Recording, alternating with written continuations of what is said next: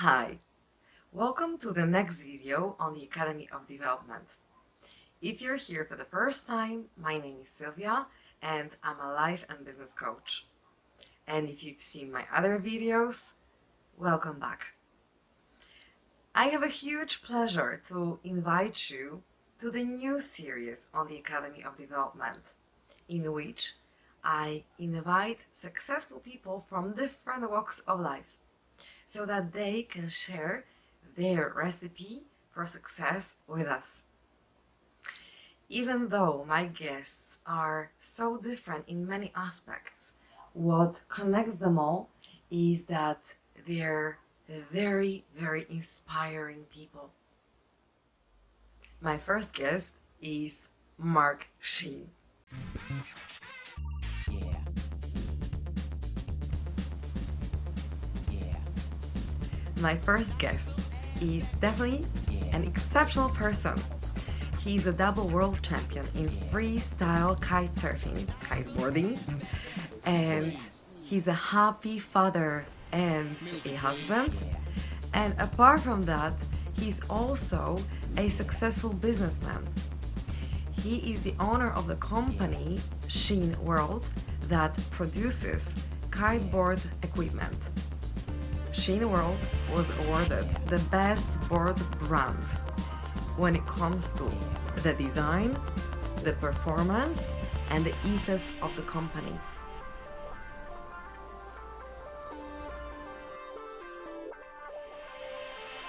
In our first conversation, Mark is sharing with us what success means to him, how to become not only a double world champion, but also a successful businessman, how to build a great team, what mindset, what physical and mental qualities are needed to be exceptional in your area to become successful, and what to do or what he does when the crisis creeps in.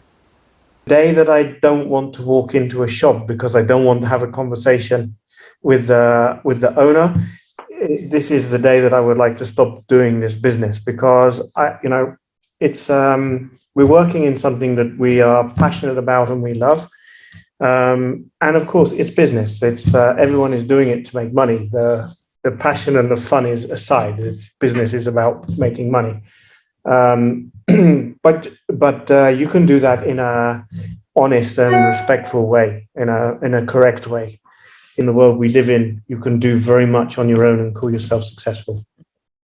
I believe that different people have different skills. They bring different things to the business, and the successful manager is the one that can maximize the things people are good at and minimize the things that they're less good at or just simply don't want to do, because it doesn't matter what your skill set is. If you don't want to do it, if you're not motivated, you won't do it well. Well, the thing about success is it's not a line in the sand. It's a moment in time where you compare it to what happened before.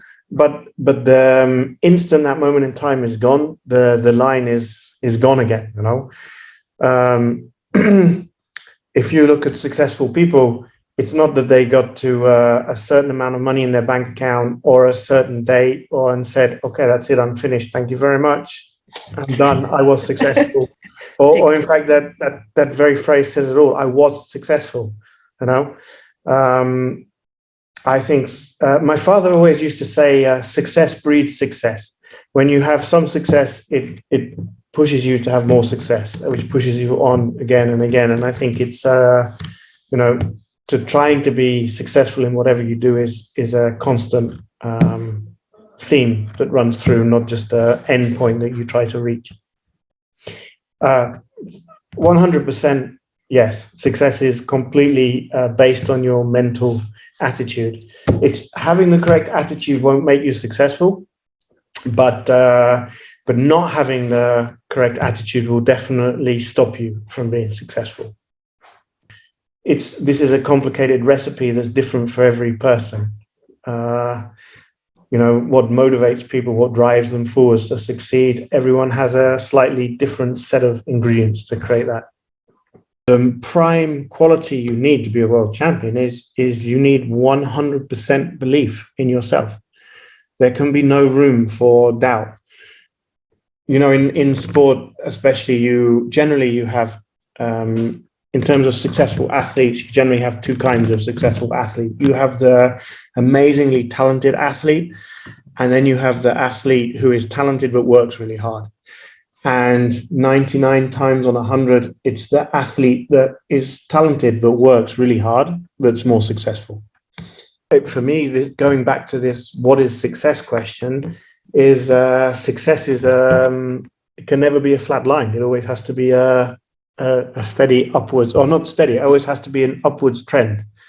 You know, no path to success is a steady upward trend. There's always things that go wrong and problems on the way, but the overall picture, it should be steady. If you stand still, I personally don't believe that's being successful.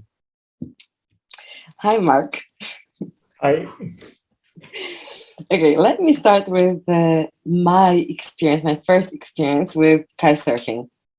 So a year ago, I was sitting at the beach and I saw a guy with tangled lines and studying the kite. And I was amazed by the time that it took to start the kite and the patience that you need to have. And I was also wondering what it really gives, kite surfing. So maybe we're going to start our first conversation with you sharing how it started for you and what kite surfing gives you. well, before I started kite surfing, because kite surfing is a relatively new sport, before I started kite surfing, I was already surfing, and I was actually competing in windsurfing for a number of years. And I started kite surfing when the sport was pretty much when it was born, in around 1999. And initially,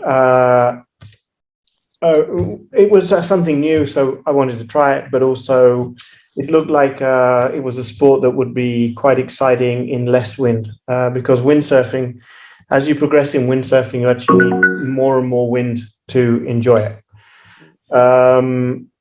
So I was looking at kite surfing, thinking, wow, this could be really a lot of fun in lighter winds and be a good partner to windsurfing. So I back then there was no way to have lessons, or you could just buy equipment and teach yourself. And that's what I did. And to be honest, the first 3 months I didn't like the sport at all. I bought my first kite with a friend, and he was very motivated.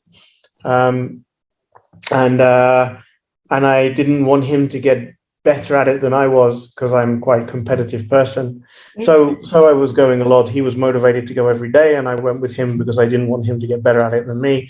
But I wouldn't say for the first 3 months, at least, I wasn't very passionate about it. It was just, something entertaining to do. But then it, it started to go. I started to learn how to do it properly and comfortably, and then I started to enjoy it, and then very soon I started to go to some competitions, and so then it became I became more interested and more passionate about it as we went on. It wasn't that I saw it and said I have to do this, and then committed. I kind of grew into it. Wow. So what it gives you, if you could answer this part of the question, what you have out of, what are you getting out of kite surfing?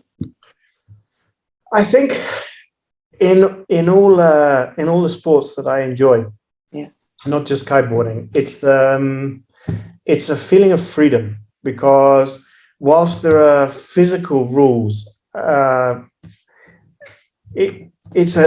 you can make many choices. You can choose where you're going to go, the conditions you're going to go with, and when it comes to actually riding, there's no one saying you have to do this, you have to do this. You're free to express yourself and ride in any way you fancy.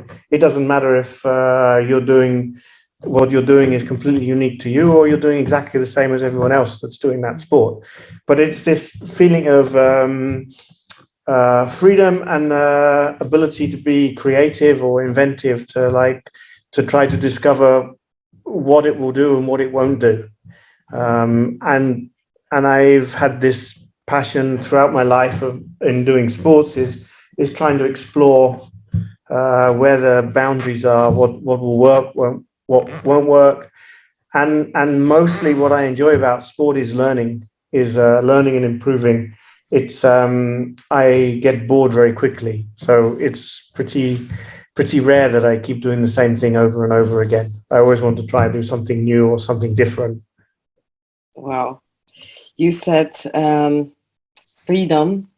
This is the value, right? That you have definitely in your life that you just said about. Yeah, when you get in a car, you there's rules. You can drive at this speed. You have to drive on this side of the road. You have to stop here at this traffic light. It's like, there's a purpose for it, but that's it. I don't have any pleasure or in this. If I go to the lake, it's my choice which size kite I'm going to take. It's my choice if I want to ride in the launch board, or I want to go upwind or downwind, or or whatever. It's my choice. So this is a feeling of freedom. Freedom. So for you, freedom means really a freedom of choice, of decision making. Yes, a freedom of choice, but also freedom of someone telling me what to do. Okay. So you're not into rules that much. You like to you prefer to create your rules. Is that what you're doing? Actually, I'm pretty strict about rules. It's like society has a set of rules and I try to follow them. Yeah. But if there's an option to be in an environment with my own rules, then I would prefer that. Okay, so you created your own environment, really, where you can introduce your rules. Rules. It's like let's say, when you're kiting, the rules are what you think is working or happening at that moment, and those rules change very quickly because you learn new things, you discover things. So there's no matter what I think or do, I'm always going to end up driving my car in Poland on the right side of the road. I'm with you. And this is actually very valuable for me as the beginner kite surfer. Very beginner. Mark, what other rules, not rules, what other values you have in your life apart from freedom and creativity that you mentioned about?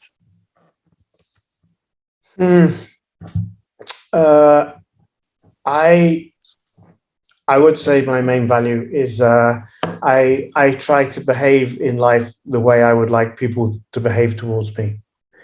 I would like to be remembered as someone that did things correctly.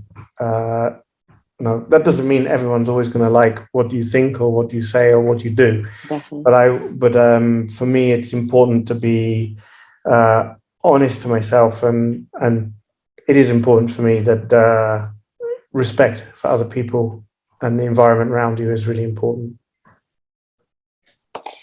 That's a strong one. I wish. Do you also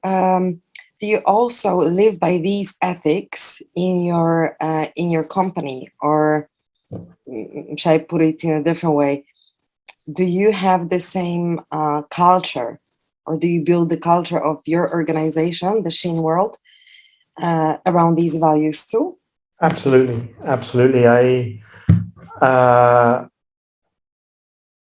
The day that I come to my office, and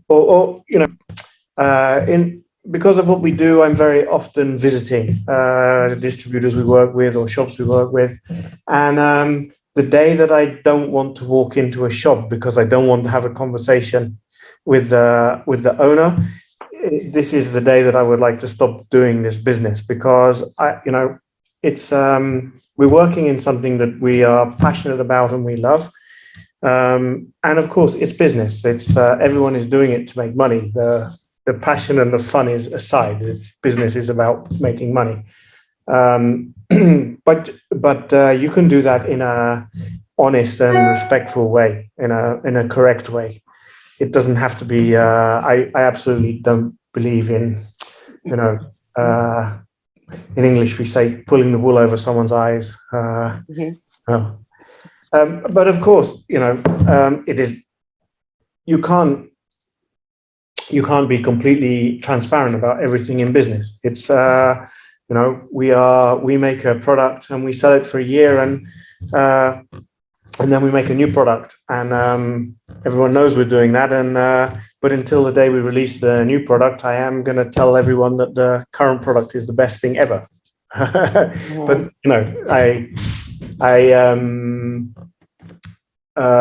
so in business, you can't. It's not. Not sure how to put it. It's not a completely transparent relationship that you have. But I do think that it's that being honest is important. And do you feel that the respect that you give to people, that it comes back? Well, the thing about respect is that I don't think it matters. I don't. It's not my responsibility for how other people behave. At the end of the day, I have to look in the mirror and look at myself. And when I'm in my company, I have to look at the people in my company and say, we are doing things correctly, and honestly and correctly. And that's all I can do. Of course, I think that you are a little bit judged by the people you surround yourself with. So I do try to surround myself with people that have the same kind of values and reasoning that I do. But you can't control other people. Sure. Is that how you also recruit people who you work with? Do you, at the interview, do you also, or when you look for new collaborators, do you also look at their values, and how do you assess that? Yeah, of course, when you have someone working with you, they must have skills that you need to add to your company. So no matter if we're talking about someone working in the warehouse or someone in accounting or someone in sales, every person that joins the company has a skill set, and that's why you're working with them. And when you're looking to employ someone, of course, the skill set is the most important thing.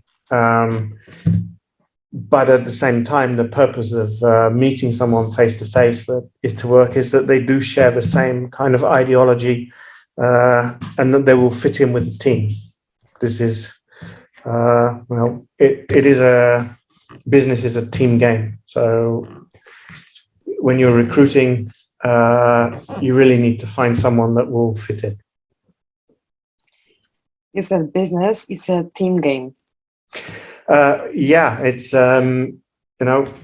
there's a goal, and if you're employing people, it's because you can't do it on your own. Either you don't have enough time or you don't have the skill set.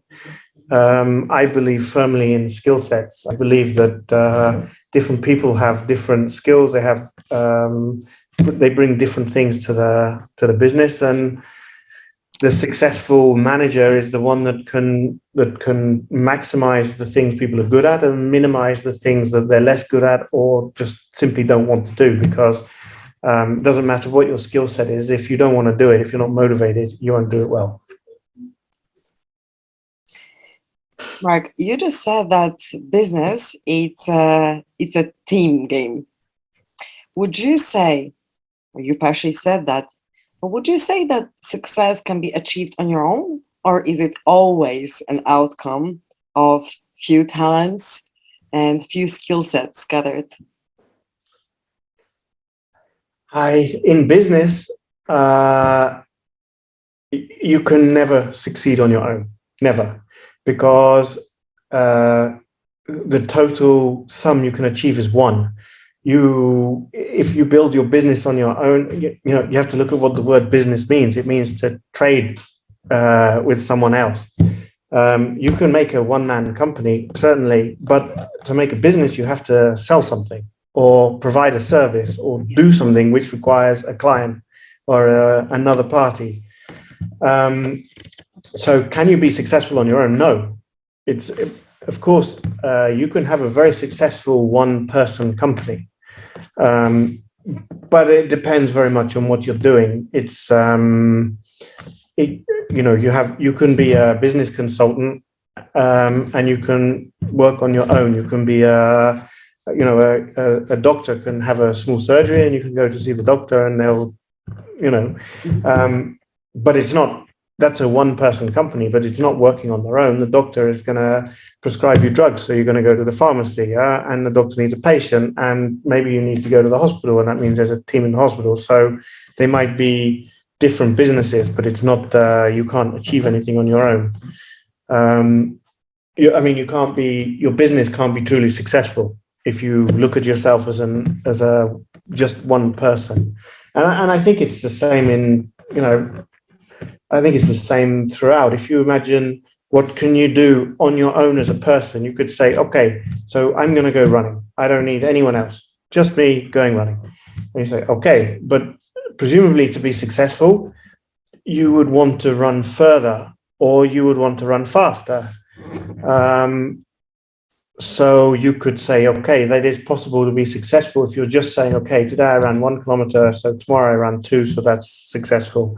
But for most people, it's like today I ran 10 kilometers in 40 minutes, and my colleague here ran it in 39. So to be successful, I have to run faster than him. So I think, I don't think in the world we live in, you can do very much on your own and call yourself successful.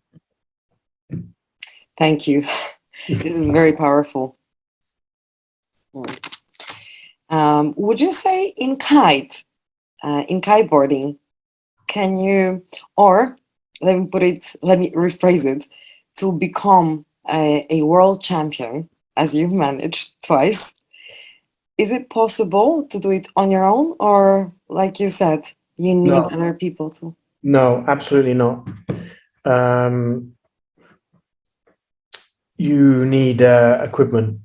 To be the best in the sport, you need the best equipment. So you need to be associated with companies that are developing the equipment. And of course, you need organizers to make competitions and everything that entails. And so as an athlete in a sport like kiteboarding, you're performing alone, but no, you're part of a much bigger picture. Mark, so we know that you're a double world champion in freestyle kiteboarding. And you're also a father and a husband and the company owner. But who is Mark without all the labels? That's a very good question. I guess that you have to pick a date to answer that question, because at one point I was a professional athlete, and at one point I was when I was a father, and I still am a father, and a husband, and so I think that's who you are. Just it's something that grows through time.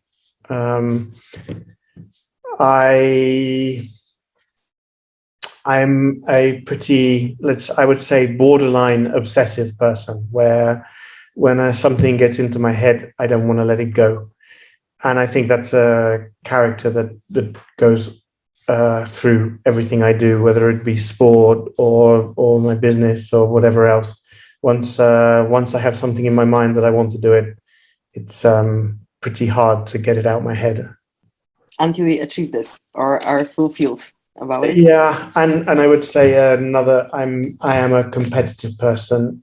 I don't think it's especially good characteristic to have. And there's many times I wish I wasn't, but I am a pretty competitive person, and I think a lot of negative things can come with that.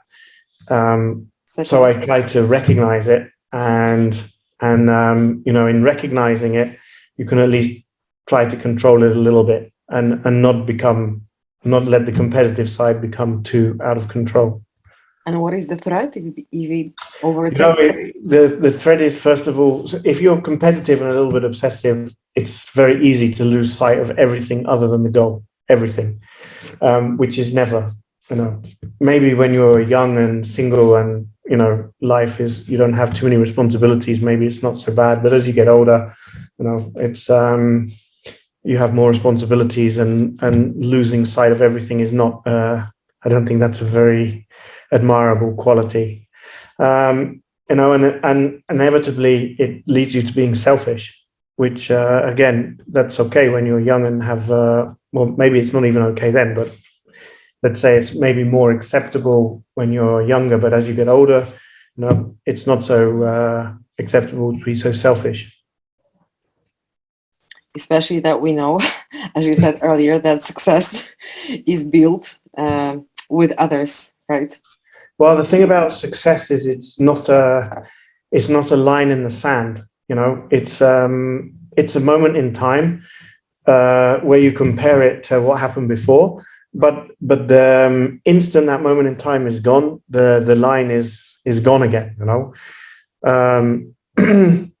If you look at successful people, it's not that they got to a certain amount of money in their bank account or a certain date and said, okay, that's it, I'm finished, thank you very much, I'm done, I was successful.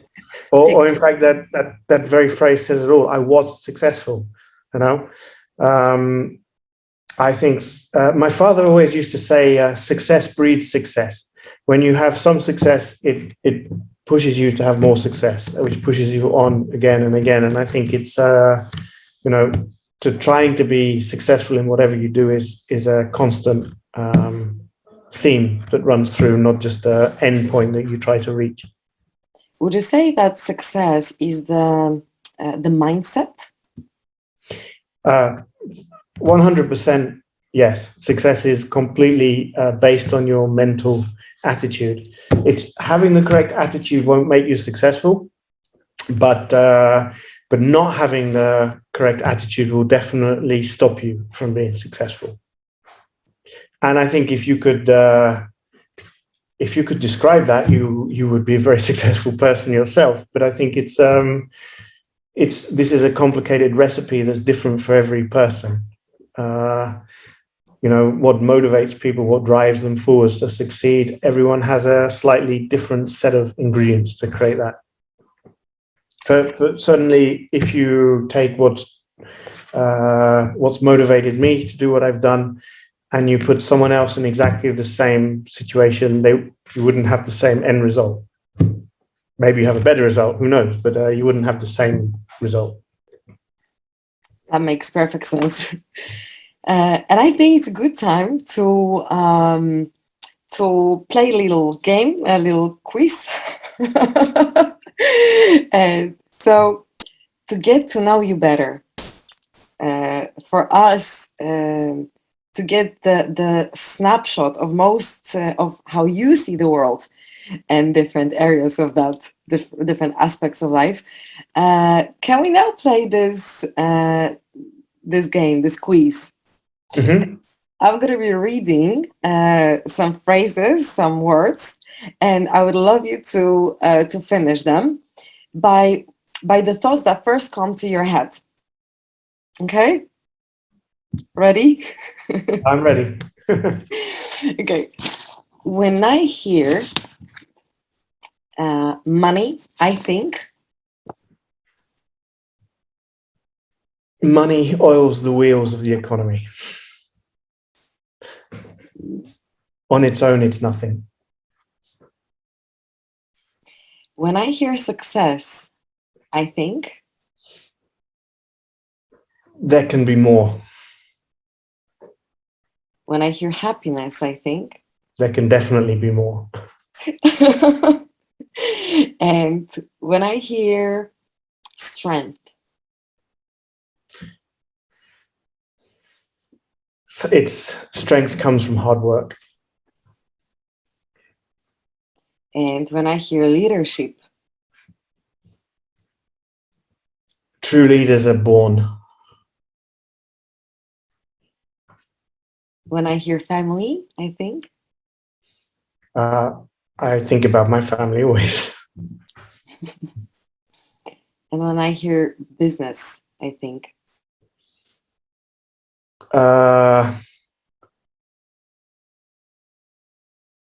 Some fun bits, but not that much. And the last one, when I hear home. That's where the family is. Oh. Thank you. How did you like it? You could write a long answer for all of them. Definitely. But would you say that it's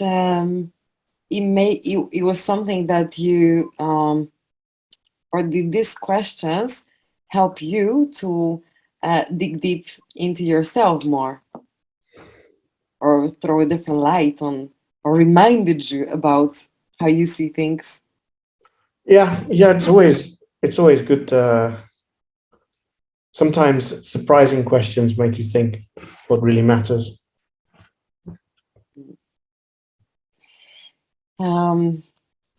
Right. We talked about the you've answered some of this question, because we talked about the qualities of that are necessary to become the world champion, right? But if you could elaborate a bit more, what qualities, both mental and physical, are necessary to become successful?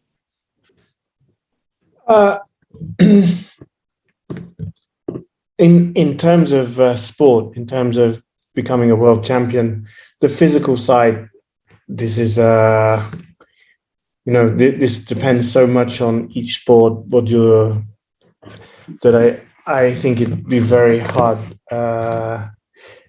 The one thing you can say for sure is that to be world champion means that you are the best in that sport at a given time. And that means you'll have to do everything better than everyone else. So there's going to be a huge amount of sacrifice and work needed for that. That's clear. In sport, especially, you have in terms of successful athletes, you generally have two kinds of successful athlete. You have the amazingly talented athlete, and then you have the athlete who is talented but works really hard. And 99 times on 100, it's the athlete that is talented but works really hard that's more successful. Because they appreciate how much work it is, and they put the work in. And the amazingly talented athletes in general miss the work ethic. So they get as far as their talent will take them, but when they're then required to put in the real work, they tend to fall away. And I think on the mental side, I think the prime quality you need to be a world champion is you need 100% belief in yourself. There can be no room for doubt. And I'm not just talking about belief of being that you can beat everyone. You need belief that your training is the best it can be. You need belief that your equipment is the best it can be. You need belief in, there is no room. You have to be a complete optimist. You have to believe that the best is going to happen at every moment, the best result, the best time. And when things don't go correctly or as you want, you have to believe that the next time will be better. The moment you stop to believe is the day you should stop. Amazing. I was going to ask you about the crisis. Did you ever experience the moments of crisis when something didn't go as you thought it would?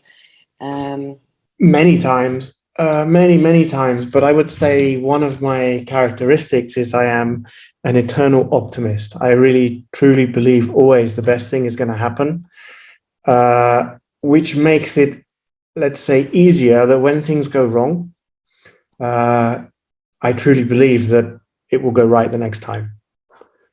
I'm not sure if that's a good or a bad characteristic to have, because I think sometimes in life, especially in business, it leads you to making not so wise decisions. But again, that's why a team is a good thing to have. If on a team you have one optimistic person and one pessimistic person, and then someone to draw it together and find the middle line, you're in a much stronger position. Suddenly, I always see the best in a situation, and I don't always see the threats too well, which is pretty normal if you think about the career of an extreme athlete. Let's take, for instance, a base jumper. When he jumps off the edge of the cliff, he has complete belief that his parachute is going to open and that he can control it to land, because otherwise he's going to die. So there is no room for anything other than complete belief. Yeah, he can see the threat and let's say do his best to avoid it. Right. But at the end of the day, he truly believes he can do it. Otherwise, he wouldn't do it. No, and I think the same in business. If you truly believe everything is going to be perfect, it's not always the best person to be leading. Sometimes you need someone that's recognizes the threats and truly believes that the threats are gonna happen. Yeah. Have a bit more realistic situation. So that you can prepare for different scenarios, right? Yeah. And I think that's where we come back to having a team again. You really need a well put together team has a balance of characteristics. If you have in a business, if everyone in the directors is pessimistic about everything, the company will never go forward. It will never take any risk. It will never develop. It will never, it can't truly be successful, because if a company, here's a question for you. If a company, let's say it makes a 1 million euro profit this year, and next year it makes 1 million euro profit, and the year after it makes 1 million euro profit, because it just kept doing what it's doing, didn't take any risk, didn't push. Is that company successful or is it not? Because to make 1 million euro profit, that's impressive. But if you keep doing it and nothing changes, are you successful or not? I would say no. Well, definitely that's a sign of not leaving the comfort zone, or not extending it, not challenging yourself. Would you agree?